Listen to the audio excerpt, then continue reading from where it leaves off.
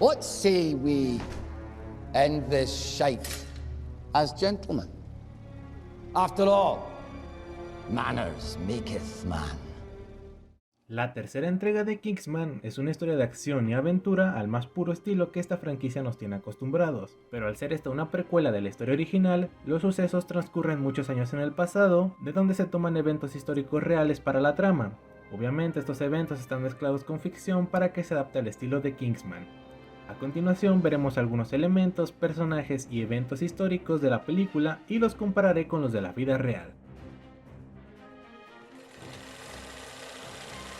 Iniciamos en el último año de la Segunda Guerra de los Boers, un conflicto entre Inglaterra y los colonos africanos de origen neerlandés llamados Boers. Estos últimos habían fundado dos colonias independientes, las cuales al final de la guerra terminaron siendo parte de Inglaterra por sus minas de oro y diamante. Aquí se nos presentan nuestros personajes principales, Orlando el Duque de Oxford y su hijo Conrad, los cuales son personajes completamente ficticios.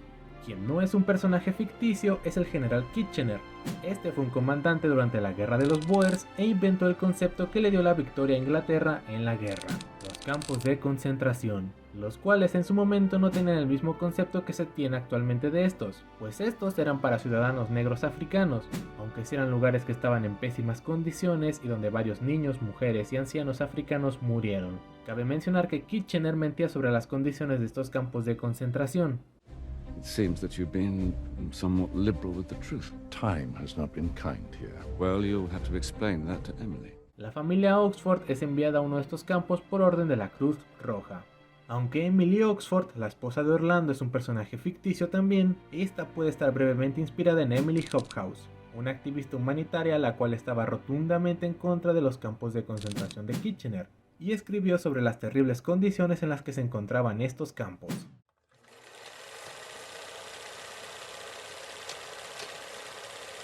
La organización conocida como El Rebaño, liderados por el personaje apodado como El Pastor, junta a varios personajes históricos famosos, como Grigori Rasputin, Gavrilo Princip, Lenin, Erich Hanussen, Mata Hari y más adelante a Adolf Hitler, aunque realmente no existe registro de que todas estas personas hayan trabajado juntas.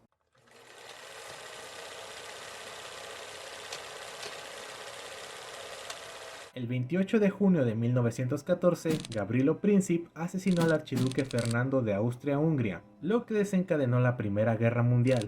El asesinato fue planeado por una organización militar secreta del Reino de Serbia, conocida como la Mano Negra, pero el plan fue ejecutado por el movimiento bosnio llamado Joven Bosnia. El propósito de estas organizaciones era que Bosnia se liberara del dominio austrohúngaro y regresara a Serbia. En la película vemos que Gavrilo intenta asesinar al archiduque, primero con una bomba. Esto realmente ocurrió en la vida real, aunque no fue Gavrilo quien lo intentó, fue otro miembro del movimiento llamado Nedeljko Krajinović.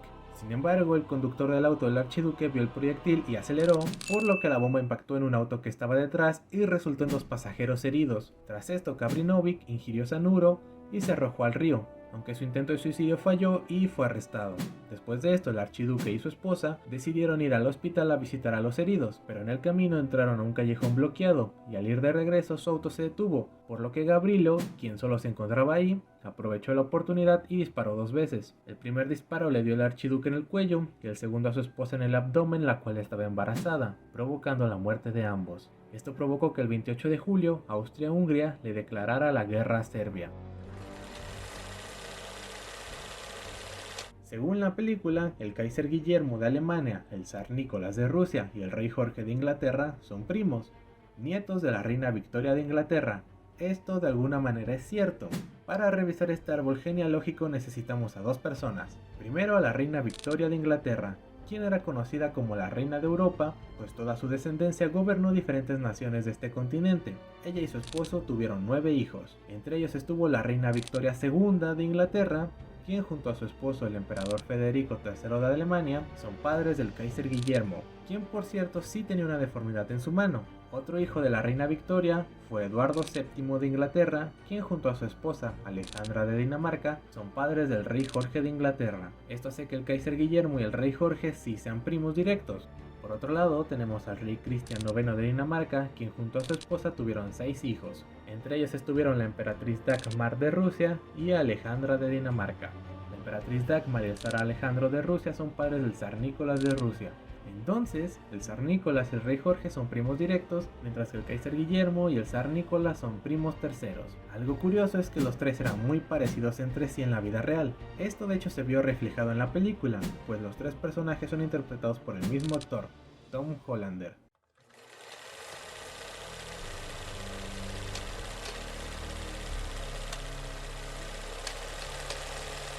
Rasputin fue un místico ruso con gran influencia sobre el zar Nicolás. En la película este es un consejero quien lo manipula para hacer lo que el rebaño necesite, ya sea que Rusia entre o salga de la guerra. Vemos cómo logra convencer al zar Nicolás de salir de la guerra cuando envenena a su hijo y después lo salva. The soul of Russia is safe in your hands. Vemos varias veces como Rasputin logra cosas increíbles como curar heridas de una manera muy peculiar. En la vida real, el salvar la vida del hijo del zar Nicolás fue lo que le hizo ganarse la confianza de la monarquía, aunque realmente no tuvo que envenenar al niño, pues Alexei Romanov sufría una enfermedad que hacía que su sangre no coagule de manera adecuada. Rasputin curó temporalmente al niño y le salvó la vida mediante técnicas que nadie podía explicar, como la hipnosis con su mirada y una especie de canto gutural. Así se ganó la confianza de la esposa del zar Nicolás, y gracias a esto fue tan cercano a la monarquía que todas las decisiones que tomaba el zar Nicolás primero pasaban por Rasputin. Se ha dicho que los poderes de sugestión de Rasputin, sus rezos y su calma en momentos de ansiedad quizás creaban un efecto calmante contrayendo los vasos sanguíneos. También se cree que Rasputin compartía el don de detener las hemorragias igual que otros campesinos que hacían lo mismo con el ganado, presionando sobre ciertos vasos sanguíneos para disminuir el flujo de sangre.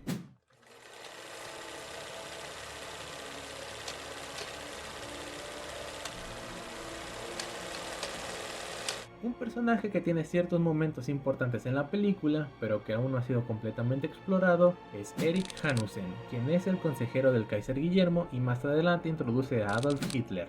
En la vida real, Erich Hanussen fue un conocido mentalista de origen judío, siendo aclamado como un gran hipnotizador y adivino. Y hasta le enseñó a Hitler sus técnicas de control de masas. Se llegó incluso al punto de creer que poseía poderes. Tal vez veamos más de este personaje en el futuro y de su trágico desenlace, ya que Erich, quien terminaría siendo aliado del partido nazi, sería traicionado por estos mismos debido a su origen judío. Otro miembro del rebaño es Mata Hari. Ella en la película tiene la misión de seducir al presidente de los Estados Unidos, Woodrow Wilson, y después extorsionarlo para que no entrara a la guerra. Realmente no se tiene ningún registro de que esto haya sucedido en la vida real, pero lo que sí es verdad es que Mata Hari, el cual era el apodo de una tal Margaret Selle, era una bailarina y usaba su posición para extraer secretos militares mediante seducción o sobornos, aunque la verdadera Mata Hari estaba activa en Francia, no en Estados Unidos. Su muerte está llena de misterio, pues solo se sabe que fue ejecutada por un pelotón de fusilamiento de 12 soldados franceses.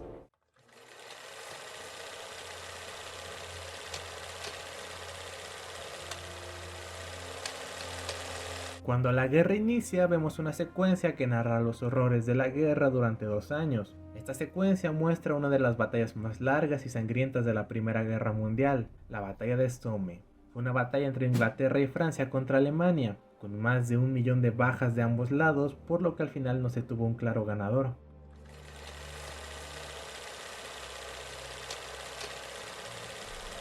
En un momento de la película, Orlando recuerda cuando participó en la guerra. Esta es conocido como la Guerra Mahdista, donde se enfrentaron los seguidores del líder religioso sudanés conocido como el Mahdi contra Egipto, a quienes más tarde se les unieron los británicos.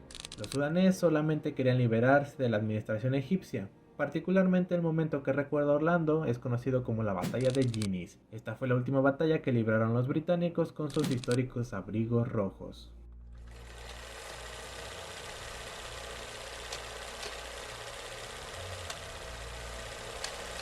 En un momento, Conrad le muestra a su padre una pluma blanca, la cual es un símbolo de cobardía por no luchar en la guerra. Esta realmente fue una práctica real por la Orden de la Pluma Blanca, un club que humillaba públicamente a los hombres para que hicieran el servicio militar dándoles plumas blancas. La orden fue creada por Charles Fitzgerald para impulsar el reclutamiento. Al contrario de la Pluma Blanca, la Cruz Victoria que Orlando tiene es realmente la condecoración militar más alta al valor frente al enemigo de todas las condecoraciones británicas.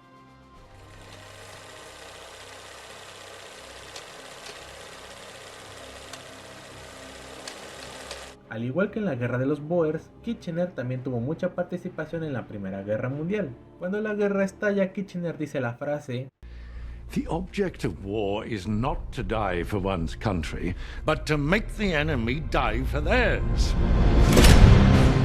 Esta es una versión alterada de una línea real dicha por el general George Patton durante la Segunda Guerra Mundial. La línea original fue: ningún bastardo ganó una guerra muriendo por su país, la ganó haciendo que el otro pobre bastardo muera por su país.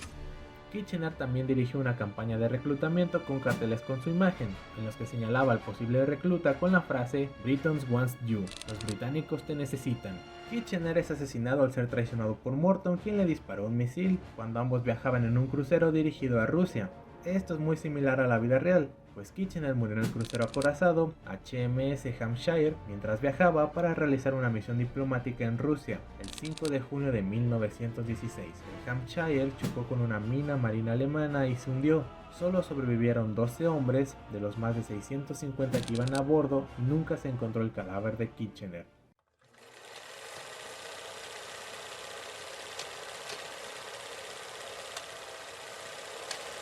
El primo de Konrad en Rusia, un tal Félix Yusupov, le avisa sobre la influencia de Rasputin sobre el zar Nicolás y le pide su ayuda. En la vida real, Félix Yusupov es más importante, pues fue él mismo quien asesinó a Rasputin. Él fue un noble ruso y junto a Vladimir Purishkevich y Dmitry Pavlovich Romanov planearon y ejecutaron un plan para asesinar a Rasputin. Orlando, Konrad, Shoula y Pauli dan un plan para asesinar a Rasputin, el cual consistía en visitarlo en su palacio, seducirlo y envenenarlo con una tarta. Esto se complica y termina luchando contra él, intentan ahogarlo y finalmente muere de un disparo. Bastante parecido a la realidad, pues para empezar Rasputin realmente gustaba de seducir tanto a hombres como a mujeres.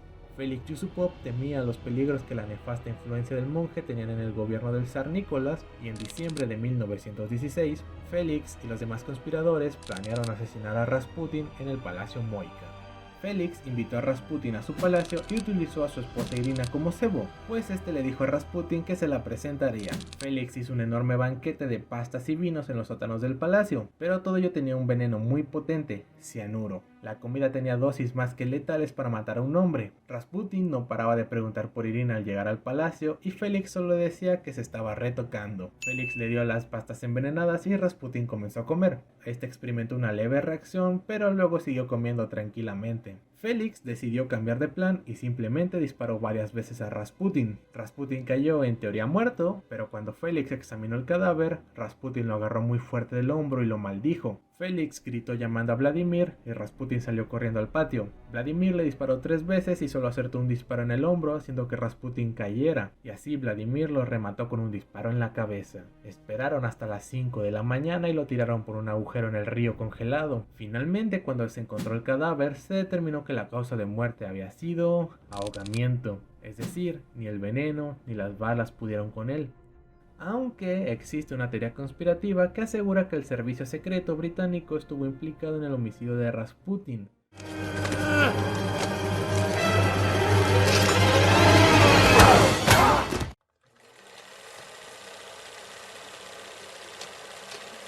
Después de que Rasputin es asesinado y con Estados Unidos a punto de entrar a la guerra, Erich Hanussen le propone al Kaiser un plan, el cual consiste en mandar un telegrama codificado a México para proponerle a este país una alianza. Este telegrama es interceptado por Orlando y Pauli logra descifrarlo, lo que alienta a Estados Unidos a entrar a la guerra. En la vida real esto fue más o menos igual. Este telegrama existió y fue redactado por Arthur Zimmerman. La alianza le proponía a México que si Estados Unidos entraba a la guerra, México recuperaría los estados de Texas, Arizona y Nuevo México, los cuales había perdido. El telegrama traducido al español decía: nos proponemos a comenzar el 1 de febrero la guerra submarina, sin restricción. No obstante, nos esforzaremos para mantener la neutralidad de los Estados Unidos de América. En caso de no tener éxito, proponemos a México una alianza sobre las siguientes bases: hacer juntos la guerra, declarar juntos la paz, aportaremos abundante ayuda financiera y el entendimiento por nuestra parte de que México ha de reconquistar el territorio perdido de Nuevo México, Texas y Arizona.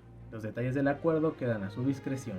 queda usted encargado de informar al presidente de todo lo antedicho, de la forma más secreta posible. Tan pronto como el estallido de la guerra con los Estados Unidos de América sea un hecho seguro, debe además sugerirse que tome la iniciativa de invitar a Japón a adherirse de forma inmediata a este plan, ofreciéndose al mismo tiempo como mediador entre Japón y nosotros. Haga notar al presidente que el uso despiadado de nuestros submarinos ya hace previsible que Inglaterra se ve obligada a pedir la paz en los próximos meses. El telegrama fue interceptado y decodificado por la inteligencia británica. Esto enfureció a los estadounidenses, especialmente después de que Arthur Zimmerman admitió públicamente que el telegrama era genuino. Por otro lado, México estaba en medio de una guerra civil, por lo que rechazó la propuesta.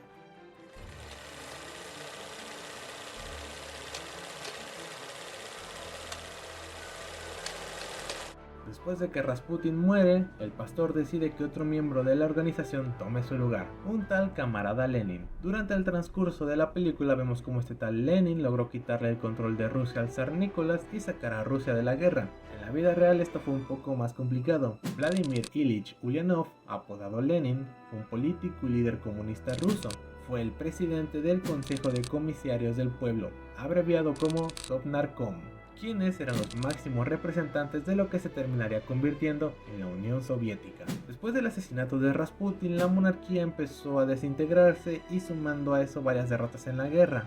El suceso, conocido como la Revolución de Febrero, causó la abdicación del zar Nicolás, quien ya no podía controlar la situación, es decir, fue quitado de su cargo como zar.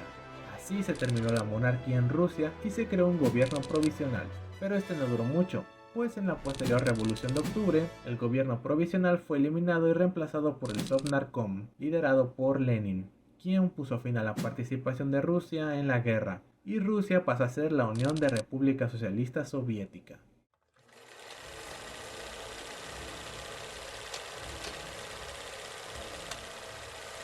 Al final de la película, se revela que el pastor es nada más y nada menos que el Capitán Morton, quien también es un personaje ficticio, aunque puede estar brevemente inspirado en Fritz Duquesne, un soldado sudafricano quien fue espía para los Boers durante la Segunda Guerra de los Boers y para los alemanes durante la Primera y Segunda Guerra Mundial. Es famoso, pues él afirmó haber asesinado al general Kitchener.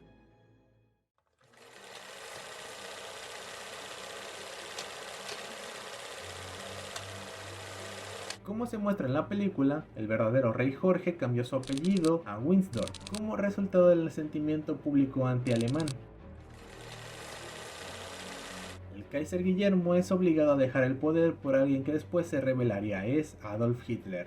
En realidad este no tuvo nada que ver, pues más bien después de la guerra la anarquía gobernó a Alemania y con el fin de preservar de alguna forma el gobierno en tiempos de anarquía, el canciller Max von Baden anunció la abdicación de Guillermo como emperador de Alemania. El ex emperador Guillermo cruzó la frontera alemana en tren, camino a su exilio en los Países Bajos, que se habían mantenido neutral durante la guerra. El desenlace del zar Nicolás es el peor de todos, pues este y toda su familia son asesinados por Adolf Hitler mientras les tomaba una foto, aunque nuevamente él no tuvo nada que ver. De hecho, fue el gobierno comunista quien los mandó a matar. Jakub Jurovsky, un revolucionario, asumió la responsabilidad. El 17 de julio de 1918, el zar junto a los integrantes de su familia fueron llevados al sótano de la casa donde los tenían retenidos y fueron asesinados, junto a algunos sirvientes cercanos e incluso un médico leal. El pretexto era que se les iba a tomar una fotografía antes de partir, pues otra vez se les iba a trasladar. Pasaron unos instantes y repentinamente entró Jacob con un revólver en mano y 17 soldados armados con fusiles. Cuando Jacob levanta el revólver y declara al zar que el pueblo ruso lo ha condenado a muerte, el zar alcanza a balbucear: What?